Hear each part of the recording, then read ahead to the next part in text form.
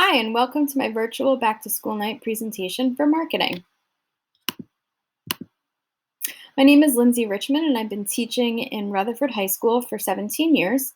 I have a degree in business education from Rider University. I have a master's degree in instructional technology and a second master's degree in school leadership.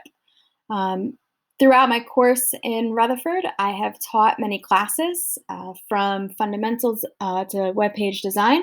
This year, I'm teaching investing in the stock market, marketing, financial literacy, and in the spring, I have an additional digital applications 2 course. I have been a class advisor, school store advisor, FBLA advisor, but right now my focus is serving as the building's technology integration specialist. This serves as two roles. One, I'm the point person for Chromebooks. So if your student is to have a Chromebook issue, I'm the person that they need to contact in the building. My office for that is located in the Learning Commons. And the second role is to provide professional development to teachers not only throughout the building, but throughout the district. Students in marketing class have been given a textbook. Should look like this, and they were told to bring it home and keep it there until June. They don't need to bring it back and forth. We usually keep them in class, but since they're home just as much as they are in class, it's easier to keep it at home for now. And I have a class website. This is what's linked to the staff directory on the RHS webpage. Really, this calendar is more for parents than it is for students. It shows due dates, but these are the same due dates that they see in Google Classroom. It also has a link for Guidelines for Success, which we'll go over in a minute, and the board-approved curriculum.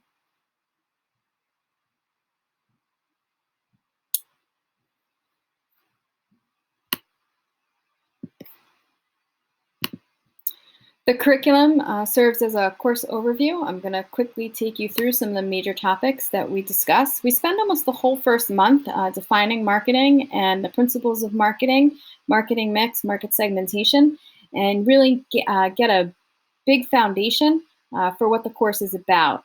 Then we get into economics, basic economics and global economics, free enterprise.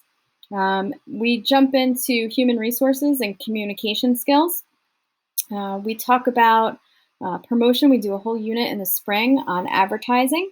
And then in, late February, March, we do marketing research where students use Google Forms to gather data, assess data, analyze data. And we talk about financial concepts. They look at financial statements from companies, analyze them, and learn the different parts of basically financial concepts and accounting from a business standpoint. So you can go back and read more thoroughly through the curriculum map, but that is there for you. The class is open to juniors and seniors, and I want to take you through my Google Classroom. It is mainly how I organize the students, and this year it is crucial because of the split between students in school and out of school. When they go to Google Classroom, obviously they click on marketing. I encourage them to use the classwork tab because I have organized topics. Every day, no matter where they're sitting, whether in the room or at home, they should check in for attendance and then come to the daily agenda slideshow. The first slide will always be the Zoom links if we're Zooming, and I'm trying to Zoom as much as possible to make an interactive classroom between those at home and those in school. There is a slide for every day, the most recent slide being, the second slide always being the most recent slide. It will tell students what we're planning to do for the day. So the first thing they do after checking attendance is seeing that we're having a Zoom, so then they can click on the Zoom link and quickly get into the Zoom. Then it tells them what we're going to be doing. At the end of the block, before the next block, I go through and highlight in green what we covered. That way, if a student is absent, they can see what I set out to accomplish versus what we actually accomplished. But that's crucial in Google Classroom for them. It keeps everybody, I think, on the same page.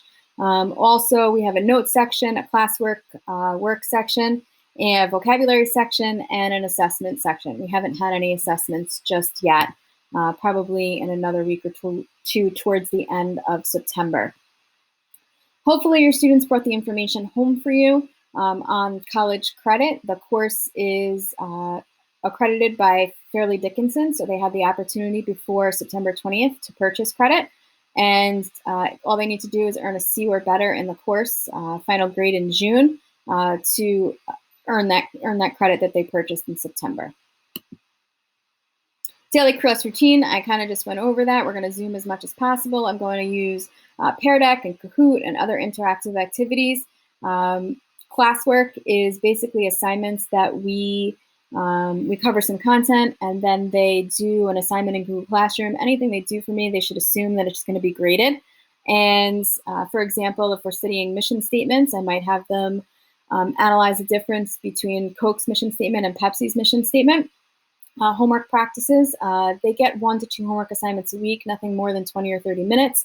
It could be a vocabulary assignment for the chapter or an article and questions based on a major company and whatever topic we're currently covering. I do use a lot of Google Apps. It's going to allow us to collaborate, even with the restrictions that we have on us this year. So students can't sit next to each other and collaborate, but they can most certainly collaborate using the Google tools. And we have a huge project that I usually do, and I hope to still do this. It usually starts in October and runs through June. Students build a business plan for a business that they're interested in building. They have the opportunity to work by themselves or in a small group. I have allowed them to see who else is in the class if they're not in the room with them. So they have the option of working with these students using the Google tools, even if they're not in the same cohort. The project is for everything that we do, every content thing that we do in class, they're building to their business plan. So the first thing that we do is the 4 Ps and building the basic executive summary for a business plan.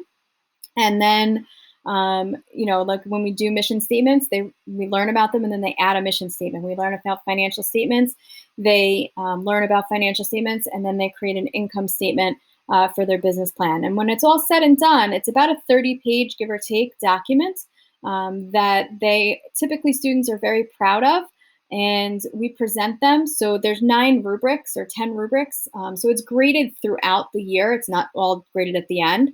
And at the end, they put all the pieces together, format it, proofread it, edit it, and present it to the class in a Shark Tank-like fashion to gain investment funding for their business.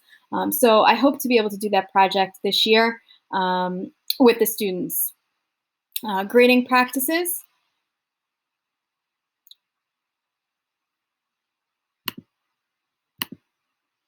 If I come back here to guidelines for success, and you can go through this, on your own. It is linked to the staff directory. 30% of the grade is classwork, 20% projects, and 40% assessments, and 10% homework. Those numbers will change as the projects become more heavy in second and third marking period. Projects will become more, and classwork and assessments will become less. Extra help. Encourage students to reach out to me via email first, because a lot of the questions that they do have can be answered via email. I check my email constantly and get back to students and parents, usually within a couple of hours, if not within 24 hours. I am available usually before school, usually in the building by about 7:30. And then this year, extra help is available in office hours via Zoom. My office hours are from about 1:25 to 2:40. So students can log into those office hours. They have the Zoom link for that.